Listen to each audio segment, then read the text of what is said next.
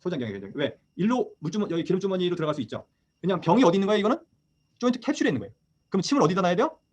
조인트 캡슐에 놔야 돼요. 극상근건에 문제가 있으면 극상근건에 놓고. 제가 뭐라 했어요? 엄노멀한 티슈에다가 침을 놔서 엄노멀한 티슈가 노멀로 돌아가게 하는 게 첫 번째다. 개가 엄노멀하게 만들어주는 환경을 개선시키는 게 두 번째다. 이렇게 얘기했잖아요. 그렇죠? 그러니까 오십견은 조인트 캡슐, 관절낭이 문제인 거기 때문에 관절낭을 부드럽게 해주셔야 됩니다. 꼭. 그리고 견전열력. 이거는 어깨 쪽이 어깨 관절의 앞에 뿐이죠. 그래서 보통 때는 안 쓰고요. 견전열은 오십견일 때 주로 많이 쓰는 혈자리예요. 저도 많이 쓰고요.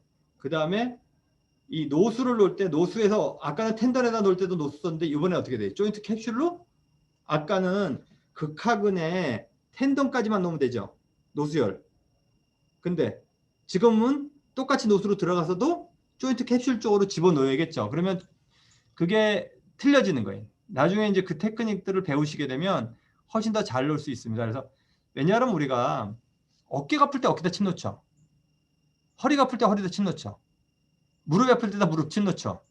그러면 거기다 침 놨으면 뭔가 그 안에 변화를 진단을 잘해서 그 안에 변화를 만들어서 침 놓는 거예요. 근데 무릎에다가 그냥 쓰란 도피 대충 놓고 어깨에다는 견우결로 대충 놓고 거울 대충 놓고 이런 식으로 허리에다도 뭐 기해수 대장수 대충 놓고 이러면 그 안에 병은 그 밑에 있는데 그 밑에까지 자극을 주지 않았기 때문에 좋아지는 데 있어서 굉장히 효과가 많이 떨어지게 되는 거예요.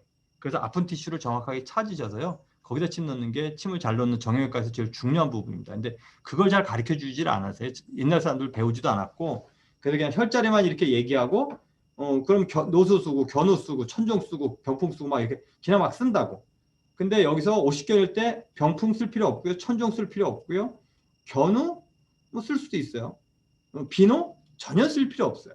근데 이런 혈자리들을 안 쓰진 않아요. 쓰기도 해요. 거골이라. 왜냐하면 어깨에 다른 병 때문에 2차적으로 오십견이 왔잖아요. 그렇죠? 그러면 이게 이 사람이 극하근에도 딱딱해져 있고 극상근도 딱딱해져 있고 뭐 그다음에 그 견봉화 점액낭도 부어져 있는 것 같고 이럴 때 목표의식을 가지고 쓰는 거예요. 그냥 오십견일 때 저런 데다가 교과서에서 던져줬다고 다 쓰시잖아요. 그러면 혈자리가 가면 갈수록 늘어서 20개씩 30개씩 쓰면 선택과 집중을 못해. 그걸 다 그냥 무조건 그렇다고 깊이 놓는 게 아니라 어떤 거는 내가 어떻게 놔야겠다는 목표를 가지고 놓는 거잖아요. 그렇죠? 그거에 따라 좀 달라지게끔 쓰셔야 돼요. 그래서 반대쪽 어깨나 반대쪽 힙에다 침을 놓을 수 있고요. 그 다음에 대장경이나 소장경이나 삼초경 조합으로 오십견을 볼 수도 있겠죠. 그 다음에 이제 소장경의 그 양노열이 오십견에 그 프로즌 숄더, 동결견에 굉장히 많이, 한의학에서는 동결견이라고 얘기를 하거든요. 프로즌 숄더 똑같아요. 단어는.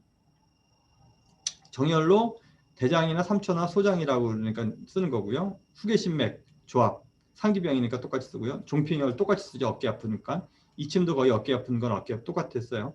그 다음에 텐더나이티스라고 봐서 이 사람은 그 양릉천하고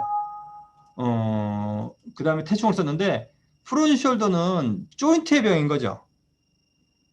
그러니까 저는 이거는 오히려 만약에 본다 그러면 키드니의 병이다라고 얘기를 해야지 키드니의 병이 아니라 숄더의 병이다라고 얘기하면 저는 잘못한 것 같다라고 생각을 하는 편입니다.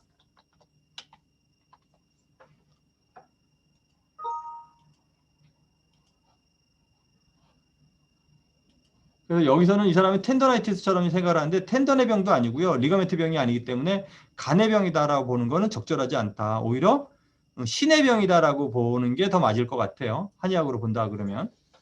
깊이로 본다 그러면. 저는 그래서 오십견을 어떻게 치료하느냐. 저장한테 꽤 걸리네. 저는 제일 먼저 오면 환자들, 제가 위에서 각을 본다 그랬죠. 위에서 어느 정도 로테이션 되는지 양쪽 어깨를 비교하는 검사입니다. ROM을 철저히 보고요. 왜냐하면 액티브 ROM과 패시브 ROM이 다 줄어들었는지 보려면 액티브 ROM을 먼저 보고요. 액티브 ROM에 사실은 환자들이 이거는 잘 안 된다라고 얘기해도 충돌증후군 이게 안 되거나 이게 안 되진 않아요. 충돌증후군 환자는. 왜냐하면 충돌증후군 극상근과 견봉화 점액낭만 문제가 있는 거죠. 그러니까 다른 가동 범위에는 지장이 없고 이것만 안 들어진다고 보통 얘기를 하거든요. 그러면 충돌증후군 모든 범위의 가동 범위를 다 보고요. 그다음에 제가 가서 패시브하게 이렇게 돌려줘 보는 거예요. 이렇게 라테럴 로테이션 할 때. 그때 아파요 못 돌리겠어 이렇게 얘기를 하거나 이러면 오십견이라고 볼 수 있는 거예요. 이렇게 로테이션. 그다음에 원래는 이런 식으로. 근데 여기까지 올라간다? 아유, 여기까지는 절대로 안 올라가요. 그래서 뭐 T7, T7인지 T12번인지 뭐 이렇게 보라는데요. 그건 다 거짓말이시고요. 그렇게 보잖아요. 그러면 치료할 일이 없어요. 보통도 자기가 여기밖에 안 갈 사람이 있을걸요? T7 정도까지 뺏기? 응. 보통은 어디 가냐 하면 여기 와 있어요, 손이. 환자들이. 그래서 저는 어떻게 하냐면 엄지손가락에서 대추까지 줄자로 딱 재요. 정확하게. 왜냐하면 환자가 와서 똑같아요라고 얘기하거나 좋아졌어요라고 얘기했는데 그 사람 말만 믿을 수는 없죠. 그렇죠? 그래서 가동 범위가 좋아지는지 보려고 여기서부터 여기까지의 길이, 이게 가장 객관적으로 오십견이 좋아지는지를 보는. 그래서 처음에 만약에 이 중앙선까지 안 오잖아요. 엉덩이 동맥인대까지 엄지손가락이 안 오면요. 여기 있잖아요. 그러면 여기서부터 동맥까지의 거리를 재요. 이해가 되세요? 내가 손을 이렇게 돌리는데 손끝이 여기까지밖에 안 가. 그럼 거기서부터 동맥까지 중앙선에서 12cm쯤 떨어졌다. 엄지손가락, 중지손가락이. 그렇게 얘기하고 중간에 오잖아요. 그럼 중간에서 들어 올리라 그래서 어느 만큼 들어지는지. 그러면 환자가 똑같아요. 그래서 저번에 34cm였는데 보통은 이제 34cm에서 37cm 사이 있거든요, 사람들이. 그럼 오늘 32cm입니다. 이렇게 얘기를 하고 이제 좋아지는 걸 볼 수가 있겠죠, 본인이. 그리고 그 환자를 자기가 그 옆에다가 벽에다 종이 보드를 이렇게 써놓으셔야 돼. 그래서 환자가 옆으로 서서 손가락이 올라갈 수 있는 데까지 올리해서 손가락을 찝으라고 그러고 거기다 날짜를 딱 써놓거든요. 몇 월 며칠 누구. 그러고서 이제 다음번에 얼마나 올라가는지 집에서도 그걸 해보시라 그래야 돼. 얼마만큼 호전되는지. 이 두 가지를 주로 거리를 재는 데 잽니다. 그러니까 로테이션은 정확하게 재기가 참 쉽지가 않아요. 각도기 같은 거 전자각도기 써도 그래서 각도 재는 게 굉장히 중요한 부분이다. 그 다음에 밤에 몇 병 깨느냐. 당신 밤에 몇 번 깨느냐. 그거를 꼭 물어보세요. 저는. 그래서 밤에 깨는, 처음에 오잖아요. 그러면 밤에 깨는 것만 엄청 물어봐요. 왜냐면 환자가 밤에 깨는 걸 들 깨도요. 갑자기 4번 깨다가 한 번도 안 깨진 않거든요. 5번 깨다가 3번 깨다가 2번 깨다가 안 깨고 뭐 이렇게 일어나요. 그러니까 안 깬다는 건 화장실 가려고 안 깨는 건 아니라 어깨가 아파서 깨는 것만 얘기하는 거예요. 그래서 어깨가 아파서 깨는 게 한 번 정도로 줄어도 환자는 그걸 인지를 못해요. 안 물어보면. 안 깨는 게 당연한 거잖아요. 그렇죠? 그러니까 자기가 5번 깨다 3번 깨다 2번 깨도 그거를 좋아졌다고 생각 안 되니까 안 물어보면. 그래서 환자가 오면 처음에 당신이 밤에 몇 번 깨게 했는지 보겠습니다라고 얘기를 하고요. 그래서 차트 첫 구절에 밤에 몇 번 깼으면 이렇게 써요. 제일 먼저 물어보는 게 그거예요. 그 다음에 가동 범위는 차급의 문제고요. 그래서 아픈 게 제일 문제고요. 그게 간단하게 밤에 파이브로시스가 너무 많이 되면 돌아눕다가 찢어져서 아픈 거거든요. 팔이 안 따라가기 때문에. 근데 그게 파이브로시스가 안 되면 돌아누울 때도 플렉서블하기 때문에 안 깨는 거예요. 찢어지지 않기 때문에. 그럼 염증은 이제 멈추는 거예요. 이해가 되셨죠? 부항 이렇게 붙이는데요. 이거는 사실은 뭐 정확한 그림이 아니라서 그냥 대충 붙이는데 저는 부항을 띄엄띄엄 안 붙입니다. 따따따딱 붙여서 붙이고요. 그 다음에 롬보이디우스까지 붙이고 반대쪽에 붙이진 않아요. 이거는 뭐 이 자세로 붙인다고 이 자세를 침는다는 걸 보여주려고 동영상 인터넷에서 찾아보니까 이게 있어서 하는데 간혹가다 후계나 속골 뭐 이런 데다 놓고 팔 움직이라는 거 하기도 하는데요. 그거는 침을 놨는데 팔 움직이는 게 너무 안 좋아져. 그럼 운동을 시켜야 되는데 움직이려면 아파서 처음에 못 움직이거든요. 그러면 후계나 속골 같은 데다 침을 놓으면요. 합곡이나 이런 데다 침을 놓으면 그게 진통작용을 하죠. 그러면 그래 놓고 반대쪽 팔을 움직임을 많이 하고 가라 그러면 집에 가서도 운동을 더 할 수 있기 때문에 그냥 그런 걸 같이 안 해주면 집에 가서 운동하세요. 그러면 운동 안 하죠. 환자가. 집에서 자습하라고 제가 얘기하잖아요. 그렇죠? 근데 자습 열심히들 하시죠. 우리 학생들 같은 경우는 대부분 안 해. 환자들은 집에 가면. 그래서 한 거를 꼭 확인을 해보셔야 돼. 그래서 라테랄 루쿤벤 포즈, 리켄벤 포지션을 이렇게 잡아서 침을 놓고요. 침은 보통 직자에 가깝게 침을 놓고요. 조인트까지 침을 놓습니다. 그 다음에 양자나 제이자나 방자 뭐 이런 식으로 침을 놓고요. 침 혈자리는 주로 이렇게 견정열서부터 이렇게 견정노수 이런 식으로 주로 그 침을 놓습니다. 그 다음에 요거는 잘 안 쓰고요. 그 다음에 견전열 쓰고요. 전침 쓰고 그 다음에 따뜻하게 뭐 이렇게 해주셔도 되는데 이런 것들은 사실 하기는 쉽지 않죠. 저는 여기 전침까지는 주로 다 하고요. 요거는 환자들 하여금 집에 가서 핫백하라 그래요. 모션할 때 제가 아까 후계하고 속골 많이 쓴다라고 얘기를 했죠. 또 많이 쓰는 게 저는 지창하고 대추도 굉장히 많이 써요. 둘 다 굉장히 그 진통 효과가 좋을 만큼 센시티브한 포인트고요. 얼굴에다는 침을 놓으면 멍이 잘 들어요. 엄청. 얼굴이 손만큼 혈관이 많기 때문에요. 그래서 우리가 겨울에도 얼굴을 내놓고 다닐 수 있는 거거든요. 근데 멍이 잘 들으면 꼴 보기 싫잖아요. 근데 지창에다 침을 딱 놓잖아요. 그러면 지창은 멍이 가장 안 드는 부위 중에 하나예요. 그래서 지창에다 침을 놓고요. 또 지창에다 침을 놓으면 환자가 말을 안 해. 그래서 좋아. 안 그러면 계속 뭘 물어봐. 잘 하지도 않을 건데. 뭐를 하면 돼요? 물리치료를 갈까요? 뭐를 할까요? 그러면 저는 지창에다 침을 이렇게 딱 놓으면 그래서 옛날에 중풍 환자 놓을 때는 금지 녹액부터 놓고 시작했어요. 환자 중에서 말 제일 많은 사람이 중풍 환자예요. 중풍 환자는 제가 오늘 저녁에 짜장면 먹으려는데 먹어도 될까요? 대부분 본인이 알고 있어 답을. 먹으면 안 좋을 것 같은 걸 나한테 물어보는 거야. 그럼 내가 나중에 그래. 알면서 왜 물으세요? 알면서 오늘 저녁에 친구 만나는데 술 한 잔 마시면 안 될까? 이렇게 물어보잖아. 그럼 내가 아니 마시고 싶으시면 마시세요. 그걸 왜 저한테 물으세요?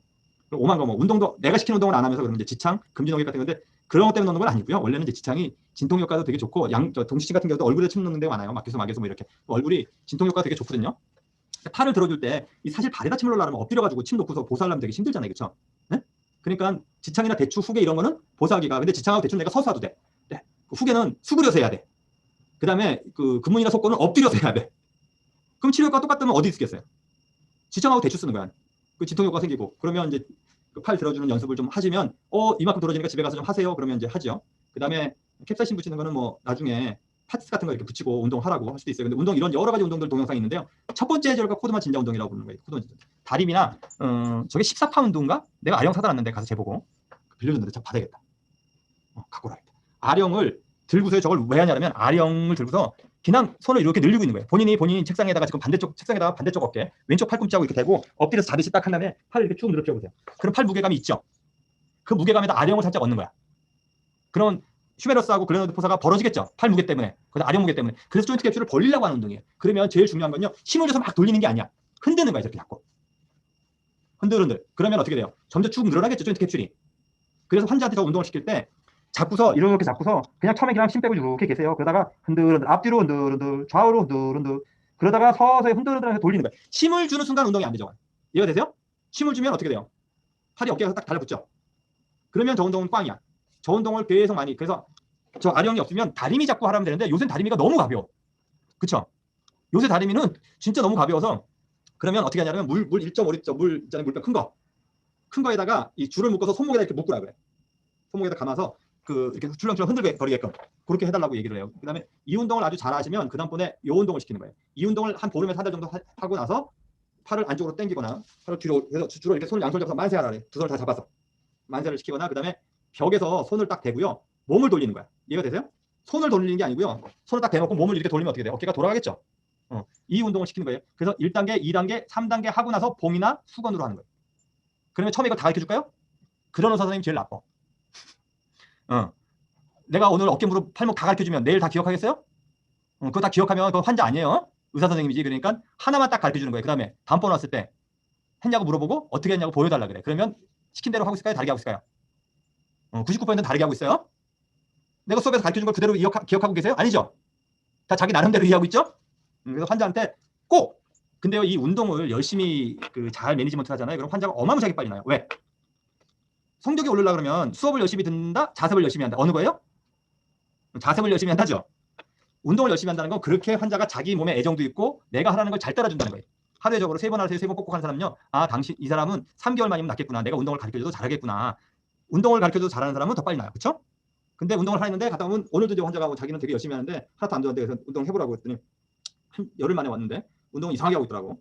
그래서 제대로 가르쳐줬더니 땀이 뻘뻘 흘리면서 하나도 안 힘들다는데 굉장히 힘들게 하고 가셨어요. 그래서 운동하는 게 허리나 어깨나 목이나 어디든지 가장 중요한 것 중에 하나예요. 우리가 뭐라 그래요? 우리는 전인 치료를 한다 이렇게 얘기하잖아요. 그렇죠?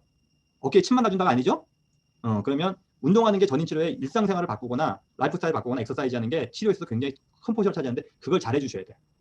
그래서 특히 이제 환자가 적거나 많으나 잘해주면 좋아요. 근데 저는 점점 게을러져 가지고 이걸 레지던트들이 많이 해줬었는데 요새 레지던트가 없어가지고 내가 하려니까 이제 귀찮고 잘 안 하고 있는데 이제 다시 열심히 해야 될 것 같아요. 그래서 나중에 환자가 많아지면요 저거만 하는 사람을 쓰세요.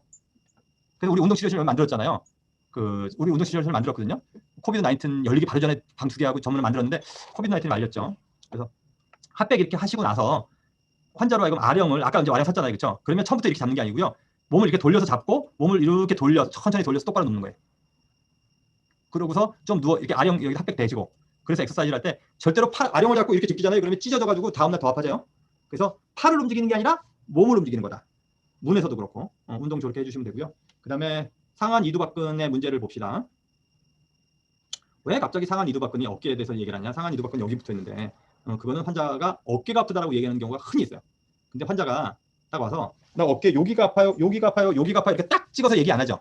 그렇게 어깨는 디테일하지가 않아요. 2포인트 디스크리미네이션이 3cm, 2cm쯤 되거든요. 그러면 여기가 아픈지 여기가 아픈지를 구별할 만큼 디테일하지가 않아요. 손은 어디가 아픈지 5mm 미만으로 구별하거든요.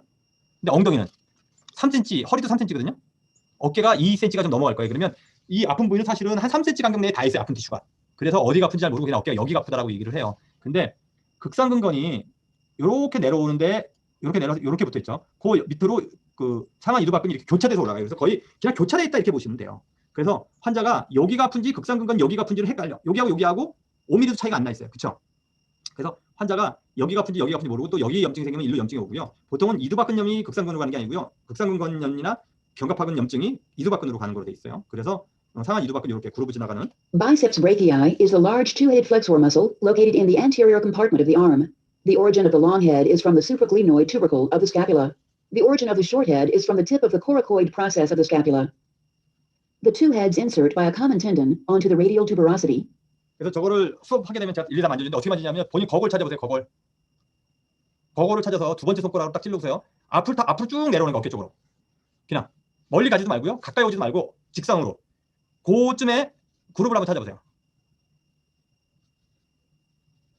그룹 찾아졌어요? 찾아졌어요? 안 찾아졌어요? 고기를 찾았는데 어떻게 하냐면요. 누르면 엄청 아파요, 거기가. 손가락으로 딱 누르잖아요, 그루브에를. 찾았어요? 신지선 씨 찾은 것 같고, 얼굴 보니까. 최지숙 씨는 아직도 안 찾은 것 같아. 너무 평온해.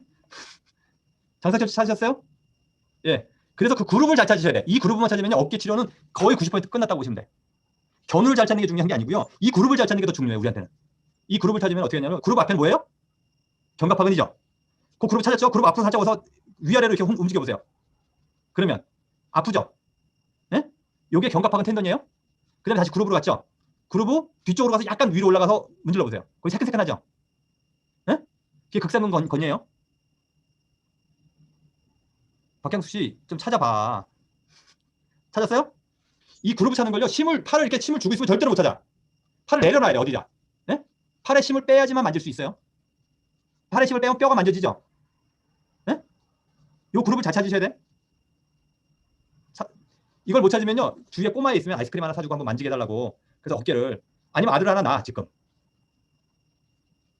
저는 우리 아들 만져보고 많이 했는데 이 그룹을 잘 찾으면 여기가 뭐예요? 상한 이두박근 건초염이 지나간 염증이 생기는데요. 그 다음에 여기는 견갑하근 여기 있죠. 극상근건이 여기 있어요. 그래서 침을 여기다가 그룹을 타서 이렇게 우리 그 카파타노 신드롬처럼 이렇게 놔주는 거예요. 그게 가장 중요한 거예요. 그래서 텐더 시노바이스티스이기 때문에 텐던이 이렇게 있고요. 시노비움이 밖으로 이렇게 싸고 있어요. 그래서 이 앞쪽이 아프고요. 환자들이 저기가 염증이 생겨 있는 사람이 되게 많은데 한 번도 치료받아 본 적이 없어서 여기를 간단하게 여기를 치료하려면 여기 그룹에다 침 놓거나 이 머슬 벨리에다 침을 놓지 않는 한 저기는 침 맞은 일이 없죠. 근데 견에다 침을 놓으면 저기가 침 맞아져요? 안 맞아져요? 안 맞아지죠? 결려도 안 맞아지죠? 그러니까 어깨가 아픈데 사방에서 치료를 많이 받았는데 어깨 이쪽 앞에 통증이 계속 있다 그러면 두 가지로 의심해 봐야 돼. 하나는 에이스 조인트 아스라이티스거나 바이셉스 텐더나이티스거나. 왜냐하면 어깨를 보는 줄 좀 아는 사람들도 견우, 결려 이런 것들은 대부분 그 어깨 너머로 배워서 견우, 결려, 거고로 놔요 다. 근데 여기는 침을 놔요 안 놔요? 여기는 침을 안 놓는다니까 한의사들 일반적으로. 그래서 저기다가 침을 꼭 놓으셔야 된다는 거야. 바이셉스 텐더에다가. 저기다 침을 안 놓으면 어깨 아픈 사람이 그래서 밤에 잘 때도 아프고요. 그다음에 그 팔을 던지거나 이런 동작할 때도 많이 아픈데 바이셉스 텐더나이티스가 그 퍼스트로 오는 타입은 5%고요. 세컨드리로 오는 게 95%라고 돼 있죠. 로테이서 커프 테어거나 아니면 라보놈이 찢어지는 경우. 그러면 어떻게 뭐라고 볼 수 있어요? 바이셉스 텐더나이티스는 대부분 회전근개 손상으로 2차적으로 온다. 이렇게 되는 거죠. 그러면 회전근개 손상이 있으면 바이셉스 텐더나이티스가 올 가능성이 매우 높다. 그렇죠? 그러면 회전근개 손상이라고 얘기하면 90% 이상이 뭐라 했어요? 극상근건염이고 일부가 견갑하근이라 했죠. 그러면 두 가지는 저 바이셉스 텐던의 양쪽에 있는 거잖아요. 그렇죠? 그러니까 어깨 문제가 있으면 극상근건에 문제를 안 끼고 하는 경우는 거의 없다 그랬죠, 제가. 그럼 극상근을 놓고 그다음에 그룹을 놓고 바이셉스 서브스카플라리스 쪽에 텐던에다 놓고 그렇게 놓으셔야 돼요. 근데 왜 내가 이걸 막 강조하냐면요. 견우까지는 있는데요. 앞에 혈자리가 있어요, 없어요? 우리 한약에 이 그룹이거나 그룹 앞에 서브스카플라리스 쪽에 혈자리가 있어요, 없어요? 없죠. 폐경이 지나가기는 하는데 혈자리가 없어요, 여기에. 그래서 여기다가 한의사들이 침을 안 놔. 근데 극상근건염 말고 두 번째로 많이 오는 서브스카플라리스 손을 안 되는 거고 그 다음번에 의외로 많이 오는 바이셉스 텐더나이티스 손을 안 되는 거야. 그렇죠? 그래서 어깨가 아프다 그러면 그룹을 찾아서 그룹을 놓고 그룹 앞에 놓고 그 다음번에 극상근거서부터 놔도 된다. 극상근 놓을 때 꼭 두 군데를 같이 놔줘라라고 저는 강조하는 거예요. 극상근에 텐던에 염증이 생기잖아요. 그럼 서브스카플라리스 같이 염증이 생깁니다. 그래서 상한 이두박근 검사를 할 때 렌트 사인이라고 저 사람 저기 그룹 찾는 거거든요. 팔 딱 잡고요. 손가락을 딱 대고 뒤로 제친 다음에 돌려요. 돌리면 본인이 돌리면 안 돼요. 본인이 돌리면 사실은 이 팔에 힘이 들어가기 때문에 그리고 힘을 안 든 상태에 돌리잖아요. 그러면 그룹을 찾기가 되게 쉬워져요. 거기 쏙 들어가거든요. 탑. 그래서 저 사람 팔에 힘 빼잖아요. 그렇죠? 팔에 힘 주면 안 돼. 그래서 지금은 조기보다 약간 뒤에 있는데. 그래서 렌트 사인 테스트가 약간 변형시킨 방법을 저는 저렇게 안 하고 팔꿈치를 몸에 딱 붙인 상태에서 이렇게 돌려주는 걸 써요. 팔이 이렇게 벌리지 않고. 그 다음에 이거는 이름이 많이 나오는 테스트예요. 두 가지가 인터넷에. 자, 이제 시험 같은데. 요가스 테스트. 동영상 한번 봅시다. 스피드 테스트하고 요가스 테스트가 있는데요. 이 테스트는 스피드 테스트는 쉬워요. 그냥 손을 이렇게 해서 상한 이두박근이 무슨 역할을 하냐면 알통 만드는 역할을 해요. 이렇게 올리는 역할, 팔을. 그래서 저렇게 팔을 이렇게 밀어 올리라 그래요. 예? 팔을 밀어 올리면 거기 통증이 생겼는데 스피드 테스트는 양성 반응을 보이는 사람은 거의 없어요. 요가스 테스트는 간혹가다 양성 반응을 보여요. 요가스 테스트는 이게 또 다른 패턴의 요가스 테스트고 좀 이따 다른 요가스 테스트를 보여줄 거예요. 근데 같은 거거든요. 알고 보면 팔을 막 당기죠. 예? 그 다음에 이 요가스 테스트가 훨씬 더 많이 쓰는 방법인데요. 팔을 잡고요. 어떻게 하냐면 팔을 안으로 이렇게 당겨오라고 얘기를 하는 거예요. 저 사람 보러. 이해가 되세요? 팔을 안으로 당기라고 본인을 밀어주는 거야. 그러면 우리가 하는 동작으로는 제일 가까운 동작이 뭐예요? 팔씨름 하는 거와 비슷해. 근데 팔씨름은 여기서부터 하는 게 아니라 환자를 다 제껴. 그 상태에서 팔을 당기라 그러면 본인 팔을 제껴놓고요. 반대쪽 손을 얹고요. 팔을 당기려고 해보세요. 어깨 쪽에 힘이 들어가나 안 들어가나. 팔에 힘 들어가죠? 왜냐하면 그 그루브가 있어요. 그룹에 텐던이 있는데 그러면 수축하는 게 이렇게 수축하는 거하고 다르게 바깥에서 수축을 하기 때문에 그 텐던을 싸고 있는 렉트라 클럽을 이렇게 밀어요. 그래서 그 염증이 있으면 통증이 나타나는 거거든요. 그래서 여가스 테스트를 제일 많이 써요. 여가스 테스트하고 스피드 테스트가 바이셉스 텐더나이티스를 검사하는 두 가지 검사인데요. 두 가지가 다 이름이 특이해서 굉장히 시험에 많이 나오는 보기 중에 하나로 저게 답일 때도 있고요. 그렇지가 않고 다른 검사하고 얘기할 때 여가스 테스트는 오늘도 우리가 테스트 이름 근데 처음 들어보는 이름 원래 그거 다 해야 되는데 그런 이름을 들으니까 어떻게 돼요? 좀 헷갈리죠. 근데 그러니까 이름들을 아는 게 많을수록 맞출 확률이 높아. 딱 정답 하나만 알면 맞히기 어렵죠. 그래서 여가스 테스트 이렇게 하는 거예요. 80만 원과 비슷하다. 아니면 팔을 이렇게 당겨주는 거예요. 이렇게 안으로. 그러면 당기면서 안쪽에 통증은 여기 나타나는 거예요. 이분은 심이 되게 장사야. 그래서 바이세스에 문제가 있으면 어떻게 되냐? 그 그룹에다 침을 놔야 돼요. 그다음에 저는 테너시노바이티스이기 때문에 자락을 해요. 제가 테너시노바이티스는 자락을 많이 한다 그랬죠. 염증도 줄여주고 부종도 말아주고 그러려고. 그다음에 사실은 여기 뭐 폐경에다가 놓고 뭐 중부에다 놓고 뭐 운문에다 놓는데 중부하고 운문하고 전혀 상관없어요. 여기다 왜 놓는다 그러지? 그다음에 협백에다 놓는 건 그래도 뭐 머슬 벨리네가 그렇다고 쳐. 그다음에 첨부하고 협백에다 놓는 거는 뭐 그럴 수도 있어. 근데 제일 놔야 될 게 그룹에다 놔야 돼. 그룹에다 잘 놓치기만 하면 나머지는 안 놔도 돼요. 그리고 견전에다 놓으라는 것도 저는 이해가 안 가고요. 극천에다 천천에다 놓으라는 거 더 이해가 안 가요. 근데 뭐 하여튼 이 책에서는 그렇게 얘기를 하고요. 그다음에 비노에다 침 넣어라. 이것도 또 되게 생뚱맞는 혈자리라고 봐요. 그다음에 천종, 병풍, 노수는 더 생뚱맞죠. 바이세스 텐더라이티스에서. 만약에 그 천정 병풍은 그렇다고 쳐요. 극상근관에 염증이 생겨서 그렇다. 뭐 회전근개 다 놀라 그러면 뭐 혈자리가 얼마나 많겠어. 그래서 나중에 한약을 질 때 한약을 질라 그러면 이 사람 기가 약해. 그래서 인삼하고 백추를 좀 넣어주고 싶어. 근데 이 사람은 보니까 화장실도 잘 못 가는 것 같아. 그래서 대왕도 넣어주고 싶어. 이 사람 소화도 잘 안 돼. 산사신공 메가도 좀 넣고 싶어. 근데 이 사람이 스트레스를 좀 받는 것 같아. 그래서 샴푸자 치자 뭐 이런 해오시켜주는 약을 좀 넣고 싶어. 이 사람이 열이 많대. 그럼 황금하고 황련도 넣고 싶어. 이렇죠. 근데 있는 약에다 그걸 다 넣으면 어떻게 돼요? 약이 안 돼. 그러면 뭔가를 빼고 뭔가를 넣고 우선 선택을 할 줄 알아야 되는 거야. 자기가 비판적인 사상을 가지고. 예? 그러면 열만 빠지면 스트레스가 줄어들지, 스트레스가 빠지면 열이 줄지, 스트레스 받고 열이 줄어들면 대변도 저절로 보게 될지, 뭐 이런 것들에 대한 시나리오를 하나로 묶으셔야 돼. 이해가 되세요? 그래서 혈자리들도 이 혈자리들을 다 쓰면 안 된다가 아니라 내가 봤을 때 꼭 필요한 것들을 여기서 우선순위를 자기가 쫙 매길 수가 있어야 돼. 혈자리들이 어깨 혈자리가 10개가 딱 주어지면 20개가 딱 주어지면요. 침이 3개야. 그러면 어떤 거 3개 놀래? 5개 하면 어떤 거 5개 놀래를 할 줄 아는 사람은 제대로 쓰는 거고요. 어떤 게 어떤 건지 모르는 사람은 못 쓰는 거야. 혈자리를 아는 게 중요한 게 아니고요. 우선순위를 매길, 약도 그렇고. 본초 중에서 내가 우선순위로 쫙 매길 수가 있어야 돼. 그 본초를. 그러지 않으면 그 약 처방을 잘못 낸 거야. 뭐가 중요한 건지 모르는 거거든. 그 약 처방에서 자기가 쓰고 싶은 약 처방에 야, 이 중에서 30% 빼. 그러면 본인이 책꽂이에 책이 쫙 꽂혔는데 야, 이 책 중에서 30% 빼. 그러면 자기가 다 본책이고 다 정리가 돼 있으면 30% 뺄 수 있죠. 근데 안 본책이고 이름만 쭉 꽂혀 있으면 빼라 그러면 뭘 빼야 될지 모르죠. 그렇죠? 그냥 오른쪽에 거 30% 뺄까? 근데 그게 제일 중요한 책일 수도 있어. 이렇게 되는 거지. 혈자리들도 똑같아요. 혈자리가 없는 게 아니에요. 책에 다 나와 있어. 근데 그 혈자리를 보고 이건 이런 의미이기 때문에 내가 쓸 거고 이런 의미에서 안 쓸 거고 그게 보이셔야 돼. 그래서 혈자리를 볼 때마다 저거를 무슨 의미로 놓으라 그랬을까를 해석을 우리가 지금 해석하잖아요. 그렇죠? 이제 이걸 딱 보면 이건 병풍은 극상근관에 텐던에다 놓으라 그러는 거야. 그다음에 노수는 극하근에 텐던에다 놓으라는 거야. 그다음에 천종은 극하근에 벨리에다 놓으라는 거야. 이게 보이잖아요. 그렇죠? 그럼 극하근에 문제가 없으면 천종이나 노수는 내가 안 놓을 거야. 이렇게 되죠. 검사에서 안 걸리면 안 놓겠어. 극상근에 문제가 있으면 이건 놓을 테고 극상근에도 문제가 없으면 병풍도 안 놓을 거야. 이렇게 되잖아요. 그렇죠? 그래서 검사법하고 같이 가리키는 거야, 이거를. 그러지 않으면 그냥 교과서 주는 혈자리를 책 보면 혈자리가 없어서 못 쓰진 않죠. 혈자리가 있는데 너무 많고 이게 무슨 의미인지를 몰라서 못 쓰는 거지. 의미를 그 혈자리가 어딘지 알아도 의미를 모르기 때문에 제대로 못 넣는 거고. 그래서 반대쪽 어깨에다 놓거나 엉덩이에다 놓거나 수혈 조합이면 폐경 조합이거나 대장경 조합. 대장경이나 폐경 조합인 게 맞죠. 그 사이로 지나가니까. 그래서 나머지 뭐 이런 데다가 놓으라고 얘기를 하는데요. 저는 그냥 어깨 그룹에다가 놔도 효과를 아주 잘 봤어요. 여기다가 뭐 정렬에다 놓는데 저건 너무 아파서 저는 뭐 아주 당연히 추천 안 하고요. 손이나 귀에다도 놓으라고. 이거 텐더라이티스니까 태충하고 양릉천에다 놓는 거는 뭐 맞는 것 같아요. 바이세스가 끊어지는 사람이 있어요. 이렇게. 저도 2 케이스 봤는데요. 안 나. 그래서 그냥 보내요. 요새는 그냥 보내요. 왜냐하면 저 바이세스가 특징적으로 다른 근육들은요. 가만히 있으면 이완이 돼요. 바이세스는요. 가만히 있으면 수축돼. 중력 때문에 수축이 돼. 그러니까 가만히 누워있지 않는 한 계속 수축돼요. 이렇게 볼록하게. 그래서 이게 다시 가서 붓기가 되게 어려워요. 다른 근육들은 안 쓰고 있으면 릴렉스가 될 수 있고 뭐 그런데 이거는 거의 좋아지지 않더라고요. 그래서 수술하러 보통 보냅니다. 바이세스 텐더라이티스 하면서 이제 더 심해지면 간혹가다 끊어져서 오는 사람도 있어요. 이거는 AC 조인트의 아스라이티스인데요. 아크로미하고 플라비클하고 만나서 염증을 일으키죠. 그래서 그 염증을 일으키는 건 퇴행성 관절염이에요. 이렇게 퇴행성 관절염을 일으켜서 이 간격이 좁아지는 거예요. 이렇게 좁아지는 건데 저건 어떻게 만져볼 수 있냐면 본인이 AC 조인트 아까 거골 앞을 딱 따라 쏙 들어가 있죠. 거기가 AC 조인트. 거기 꽉 눌러보세요. 양쪽을. 좀 더 아픈 쪽이 있어요? 더 아픈 쪽 없어요? AC 조인트 다 멀쩡하신 거예요. 저게 안 멀쩡한 사람들은 팔을 많이 높이 들어서 일을 하거나 이렇게 당겨서 일을 하시거나 이런 사람들 중에서 간혹가다 있어요. 근데 이거는 진단만 잘하잖아요. 그럼 치료가 진짜 겁나게 빨리 돼요. 서브아크로미얼 벌세티스만큼 빨리 돼요. 그래서 액티브 컴프레션 테스트를 많이 쓰는데요. 검사는 이렇게 합니다. 보통은 이렇게 손가락으로 눌러봐요. 여기죠. 거울 바로 앞에.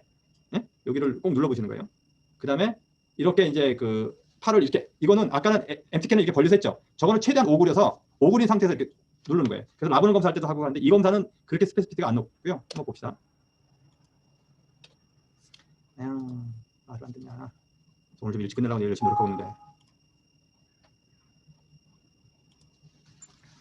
이건 라브눔 테스트 때도 쓰고요. 보통 라브눔 테스트 더 많이 써요. 프레셔를 받는 게 라브눔도 받고 H 조인트도 받고 그렇기 때문에 저게 MTK하고 비슷하죠. 근데 MTK는 팔을 벌려서 한다 그랬죠. 저건 팔을 오그려서 하는 거예요. 프레셔를 라브눔에다 주려고. 그러면 프레셔로 주고 로테이션 시키는 것처럼 되는 거죠. 라브눔이나 저 자체로 H 조인트가 나가는 것도 같이 본다고 돼 있는데 제일 많이 쓰는 건 크로스암 테스트예요. 팔을 이렇게 해서 본인 팔을 왼팔이든 오른팔을 최대한 붙이고요. 반대쪽으로 이렇게 당겨서 가까이 붙여보세요. 그러면 이 H 조인트가 스트레스를 받겠어요, 안 받겠어요? 받겠죠. 거기가 좁아지게 되잖아요, 그렇죠? 그래서 거기 통증이 나타나는 게 보통은 이제 그 크로스암 테스트라고도 부르고요. 일부 책에서는 크로스 오버 테스트라고도 부릅니다. 반대쪽 클라비클을 꼭 잡고 하셔야 돼요. 안 그러면 제가 움직여 버리거든요. 그래서 굉장히 좁아지게끔. 그럼 H 조인트가 좁아지겠죠. 저때 통증이 나타나는 게 크로스 오버, 크로스암 테스트. 책마다 틀린데 뭐 크로스암이나 크로스오버나 거의 같은 이름이라고 보시면 돼요. 그래서 H 조인트 아스라이티스. 그러면 H 조인트 아스라이티스 때 여기 보면 거골 쓰라고 얘기하는데 거골 당연히 써야겠죠. 근데 거골을 어떻게 써야 되냐면요. 아까 견보가 점액낭이나 임피디먼트 했을 때 거골 썼죠. 그럼 거골을 그때 쓸 때는 어떻게 돼요? 거골 이쪽에서부터 견으로 이렇게 나올 때 쓸 때 이거는 어떻게 써요? 거골에서부터 앞으로 이 조인트로 침을 놓으셔야 돼. 거골이라고 얘기했지만 거골의 그 빈 공간에서 침 놓는 게 아니라 이 조인트에서 침을 놓는 거거든요. 이해가 되세요? 그래서 거골에서 앞으로 넣어야겠죠. 조인트로 그냥. 아니면 위로 침을 놓거나. 그래서 이 H 조인트 자체, 거골이 여기잖아요. 그렇죠? 거골에서 이 밑으로 가서 견으로 나올 건지 그게 아니라 여기서 그 거골 쪽으로 이 뼈 쪽 H 조인트로 침을 놓을 건지 똑같이 거골이라고 이름 쓰지만 달라지겠죠. 이렇게 관절 쪽으로 침을 놓는 건 거골의 오수열로 따지면 수자법이죠. 그렇죠? 그 다음에 머슬 벨리나 텐던에다 놓으면 합곡자거나 관자겠죠. 우리가 관자가 피부에다 놓는 거, 표문자가 혈관에다 놓는 거, 그 다음에 합곡자가 머슬 벨리에다 놓는 거, 관자가 텐던에다 놓는 거, 수자가 관절에다 놓는 거, 뼈에다 놓는 거라고 있잖아요. 그렇죠? 그러면 내가 거골에다가 수자를 썼다 그러면 아, H 조인트에다 놨구나. 거골에다가 관자를 썼다 그러면 아, 스프라스피네트에서 극상근의 텐던에다 놨구나. 거골에 내가 합곡자를 썼다 그러면 아, 그 극상근의 머슬 벨리에다 침을 놨구나. 같은 포인트인데 전혀 달라지겠죠. 이해가 되세요? 그러면 내가 입구는 거골이지만 타겟이 다 틀렸다. 이렇게 되는 거잖아요. 그렇죠? 거골 하나를 그렇게 잘 써야지만 침을 잘 쓸 수 있는 거예요. 그러면 H 조인트 병인데 병풍에다 침 놓거나 천정에다 침 넣는 건 저는 별로 뭐 추천 안 해요. 이거는 뭐 안 놓으셔도 돼요. 저거를 안 놓는다고 안 낫지 않더라고. 비노 이런 것도. 근데 거골을 잘 쓰시기만 하고 H 조인트만 잘 놓으면 그 다음에 뭐 저는 이제 자락하는데 자락하고 그러면 굉장히 이 관절이 슈퍼피셜하게 있잖아요. 이거 못 뚫기도 어려워 진짜. 이거 뭐 딱 피부 뚫고 들어가면 바로 관절이야. 그래서 관절 사이로 침이 들어가면 한 1cm, 2cm 쭉쭉 들어가고요. 안 그러면 뼈에 탕 받쳐. 관절만 뚫어주면 굉장히 잘 좋아집니다. 그래서 뭐 여기 비노나 견우 뭐 이런 거 놓으라 그러는데 이런 것들은 다 이 사람은 병은 막 나았는데 혈자리는 어떻게 돼요? 끝에 가면 다 똑같은 혈자리 얘기해. 그쵸? 응? 이게 고전에 썼다고 써요. 고전에 보면 어깨 통증은 다 똑같은 혈자리 쭉 던져주거든요. 저거를 알아서 잘 쓰라는 거죠. 알아서. 그래서 알아서 잘 쓰는 걸 보여주려고 지금 교과서를 가지고 제가 나 이거는 안 쓰고 뭐 수열 조합은 대장경으로 전하니까 대장경 수열로 하겠죠. 그 다음에 고전에서는 폐경이나 대장경 뭐 그다음에 무릎 어깨니까 무릎 놓는다 그러는데 H 조인트 아스라이티스라고 고전 책에 돼 있을까요? 그렇게 안 돼 있어요. 견통이라고 돼 있죠. 그래서 이런 것들도 자기 나름대로 해석하는 거고요. 그래서 뭐 또 이거 H 조인트 아스라이티스인데 이것도 텐더나이티스라고. 그러니까 잘 가다가 이상한 소리를 많이 하세요. 그래서 이렇게 똑같이 침 놓고 수자로 놓고요. 조인트에다 침 놓고 양자 정도 써요. 진짜 딱 5개 정도. H 조인트에다 바로 다이렉트로 침을 놓습니다. 이렇게 돌아가면서 앞에서부터 놓을 수 있는 만져지는 대로 쭉 침 놓거든요. 그 다음에 자락하고요. 그 다음에 얼음 마사지. H 조인트 아스라이티스 한 7% 돼요. 10명 중에 한 7명 되고요. 저거는 진짜 잘라서 주면 밤새 아파가지고 끙끙거렸던 사람들이 굉장히 좋아지기 때문에 한 일주일에서 2주일 내로 거의 안 아프게 만들어 드릴 수 있어요. 벌사이티스가 제일 빨리 낫고요. 그다음에 AC 조인트 아스라이티스, 그다음에 텐더라이티스들, 그다음에 오십견, 오십견은 3개월, 임피지먼트 신드롬 뭐 한 달 정도 정도 가신다고 보시면 되고요. 임피지먼트 신드롬에서 벌사이티스만 있으면 2주일 이내로 끝나는 거고요. AC 조인트 아스라이티스는 1주에서 2주이면 끝날 수 있어요. 끝나야 되고요. 그 이상 가면 안 되는 거예요. 라보노테어 이렇게 찢어지는 경우가 있는데요. 찢어졌다면요, 그냥 두고 사시라 그래요. 대부분 그냥 두고 살아도요, 지장 없어요. 운동선수 말고는. 그래서 검사법 굉장히 여러 가지 있거든요. 라보논 검사하는 검사도 있고요. 그다음에 그 인스테빌리티 검사하는 것 중에서 제일 많은 건 이 검사예요. 팔을 이렇게 젖혀주는. 그다음에 로딩 검사, 그다음에 인스테빌리티 검사. 어깨가 빠지는 경우, 어깨가 빠졌다. 그러면 어깨가 앞으로 빠지거나 뒤로 빠지거나 그러는데 주로 어떻게 빠지죠? 앞으로 많이 빠지죠. 그래서 앞으로 이렇게 많이 빠지는 경우가 제일 많고요. 그러면 이렇게 여기 포사가 이렇게 만들어졌죠. 이렇게 어깨가 이렇게 딱 보여요? 근데 어깨가 빠진 것 같다. 그러면 서커스 사인 한번 볼까요?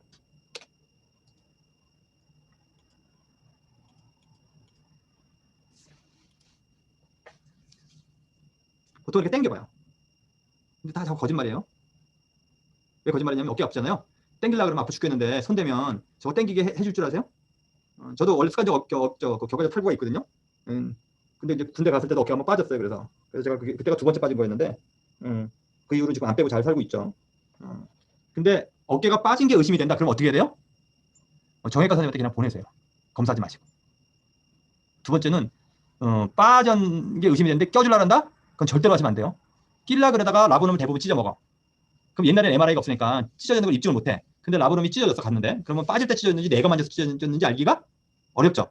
그러면 이 사람은 그 의사 선생님들이 한의사한테 관심이 되게 많으신 분들은 뭐라 하겠어요? 그 검사를 무리하게 어깨를 끼려고 해서 찢어진 것 같은데, 이렇게 얘기하면 당연히 소송 걸겠죠, 환자가? 어깨 껴준 거 우리 돈 받을 수 있어요, 없어요? 우리가 껴주면 돈을 못 받아. 우리 의료행위 안 들어가기 때문에. 우리 스코프에 안 들어가 있잖아요, 그렇죠? 정형외과 선생님 어깨 껴주면 돈을 받아, 많이 받아. 그것도. 어깨 빠진 거는 그 남의 업종이니까 그냥 남의 업종을 넘겨주세요. 근데 남의 업종이니까 다 넘겨주는데 내가 무인도에 가서 우리 아들하고 놀러 갔는데 어깨가 빠졌어. 그럼 정형외과 선생님한테 보내줄 수 없잖아요, 그렇죠? 끼는 방법은 가르쳐 줄게요. 어떨 때 낀다? 무인도에 갔을 때만 끼시는 거예요. 정형외과 선생님한테 갈 수 있을 때는 본인 아들도 정형외과 선생님한테 데리고 가세요. 이해가 되셨어요? 내가 정형외과 선생님 아들을 내가 껴준 적이 있거든. 팔꿈치하고 어깨하고. 하여간 걔가 지금 미국에서 대학 다니고 있으니 참 어떻게 하냐면요, 책상에다 책상 하나 더 올려요. 보통 높게. 보통 2층 침대에 쓰거든요. 2층 침대에다가 사람 올린 다음에 사람을 책상에 이렇게 엎드리라 그래요. 그럼 팔을 축 늘어뜨리면 팔이 늘어지겠죠. 예? 그러면 그 늘어뜨린 데다가 바켓스를 매달아요. 그다음에 거기다 물을 붓는 거야. 그래서 물을 부어서 아프지 않을 정도까지만 물을 부어요. 너무 아프다 그러면 물을 줄여줘야 돼. 너무 무겁게 하시는 게 아니에요. 그러니까 너무 가벼우면 안 되고, 가다리 팔무게를 쭉 계속 오래되면 늘어나요, 안 늘어나? 이게 늘어나죠. 근데 이게 아프면 늘어날까요, 안 늘어날까요? 줄어들죠. 아프면 안 돼요. 너무 가벼우면 안 늘어나겠죠. 그래서 바켓을 쓰는 거고 물을 쓰는 거예요. 그거 조절하려고. 그러면 더 불 수도 있고 뺄 수도 있고 쉽죠. 그래서 그게 원래 옛날부터 고전적으로 가장 많이 썼던 가장 안전한 어깨를 집어넣는 방법이에요. 뭐 이렇게 돌리고 끼고 뭐 책에 5만 가지 방법이 있거든요. 그건 다 쓰지 마시고요. 그 방법이 제일 좋아요. 그래서 그렇게 해서 두시면 한 5분에서 10분 정도 이렇게 두시잖아요. 그러면 줬다가 그 바켓을 풀어주잖아요. 어깨가 제 위치로 들어가요. 그러면 5분쯤 10분쯤 지났을 때 어깨 아픈 게 어떠냐고 물어봐야 돼. 그럼 통증이 거의 줄어들어 있거든요. 이 빠진 게 끼어 있어요. 빠지면서 티슈가. 그래서 이 티슈가 늘어나면 끼었던 티슈가 다 빠져나가거든요. 통증은 안 느껴. 그때 놔주시면 돼요. 그 방법이 가장 좋은 방법이. 그래서 나중에 어깨가 빠졌는데 당장 뭐 어떻게 손쓸 수 없다, 정형외과 선생님한테 갈 수가 없다, 나 그럴 때만 쓰세요. 왜? 주위에 나중에 애를 키우거나 뭔가를 하다 보면 그 어디 뭐 산감벽지 놀러 가서 그런 일이 생겨. 그 정형외과 아들도 한국에 제일 친한 친구거든요. 툭하면 우리 놀러 다녔었는데 그 교회를 열심히 안 가셔서, 내가 교회를 안 가는 사람이거든요. 일요일날 놀러 다니려고. 그래가지고 일요일마다 같이 잘 놀러 다니다 보니까 주말에 이제 놀러 펜션 같은 데 간다고 그러면 이제 그 친구가 늦게 와, 수술이 있으니까. 나는 이제 땡땡이 치고 일찍 가는 거고, 그러면 이제 다 태워서 가면 나중에 이제 따라와서 조인하는 편인데, 꼭 가면 그 아들이 엄청 장난이 심해. 하여간 동네들 다 괴롭히고 그래가지고 이제 많이 다쳐가지고. 근데 어깨 빠진 거 검사할 때 어프레인 테스트를 이렇게 하거든요, 보통. 근데 이거를 손을 개낄 것도 없고 본인이 이렇게 한번 해보라 그래. 이걸 아예 못해. 그러면 야구 공 던지는 것처럼 해보세요. 이걸 못하잖아요. 그러면 가세요. 그러면 꼭 내가 저체지만 하는 거 아니에요. 이걸 할 수 있으면 안 빠진 거야. 왜? 앞으로 빠지기 때문에 안 들려, 이게. 팔이 여기서 이게 지켜지지가 않아. 그러면 손도 대지 마시고 가까운 정형외과 가세요라고 얘기해요. 정형외과 가서 어깨 끼고요. 끼고 나서도 통증이 계속 있거든요. 벨포 이렇게 감아준다고. 몇 주 동안 6주 정도 있으라고. 그러면 그때 오셔서 침 맞으세요. 침은 그 상태에서 놔드릴 수 있습니다. 그러면 찢어진 데도 빨리 회복될 거고. 그럼 그때 우리가 해야 될 일 하시면 되죠. 우리가 해야 될 일 아닌 걸 하지 마시라고. 양방 선생님, 그래서 이렇게 뭐 하라는데 이건 하지 마시고요. 할 수가 없어. 해보면 알아. 어깨 빠진 사람을 자기 딱 보잖아요. 이 검사법들이 얼마나 아이러니한 건지, 책에만 있는 건지. 제가 호키 테스트 얘기하잖아요. 팔을 이렇게 하잖아요. 그럼 환자가 팔꿈치 이렇게 딱 들고 있어주는 줄 알아요? 다 이렇게 팔꿈치 떨겨버리지. 그래서 내가 돌려야 되는데 못 돌리게 해준다니까. 그래서 저는 상대방을 존중해줘야 된다. 양방 선생님이 침 넣는 거 우리 좋아요? 물리치료사가 침 넣는다 그러면 좋으세요? 안 좋죠? 다들 좋아하시는구나. 역시 21세기에 관대한 한의사가 되실 준비가 다 돼. 우리가 존중받고 싶으면 남을 존중해줘야 되는 그런 게 있습니다. 그래서 오늘 여기까지 어깨를 했는데요. 어깨 질환은 굉장히 많고요. 그 다음에 환자가 팔꿈치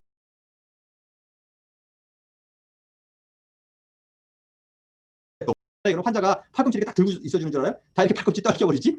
근데 내가 돌려야 되는데 못 돌리게 해준다니까? 그래서 저는 상대방을 존중해줘야 된다. 양방 선생님이 침 넣는 거 우리 좋아요? 물리치료사가 침 넣는다 그러면 좋으세요? 안 좋죠? 다들 좋아하시는구나.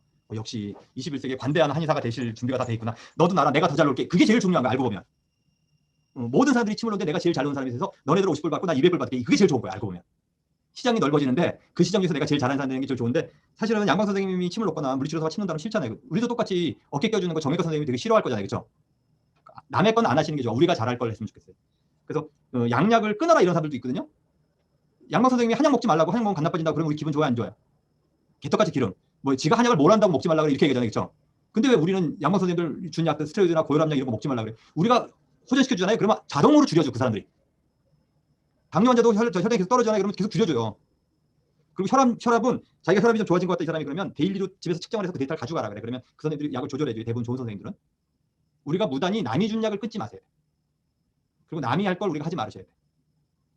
그럴 때 우리가 양방 선생님이 뭐 약 먹지 말라면 야 네가 뭘 한다고 먹지 말라냐. 난 네 약 내가 다 먹으라고 이렇게. 근데 우리는 먹지 말. 한의사들이 양약 먹지 말라는 얘기 제일 많이 해. 그쵸? 주위에 보면. 근데 양방 선생님이 한약 먹지 말라면 그런 사람들이 제일 광분해 또.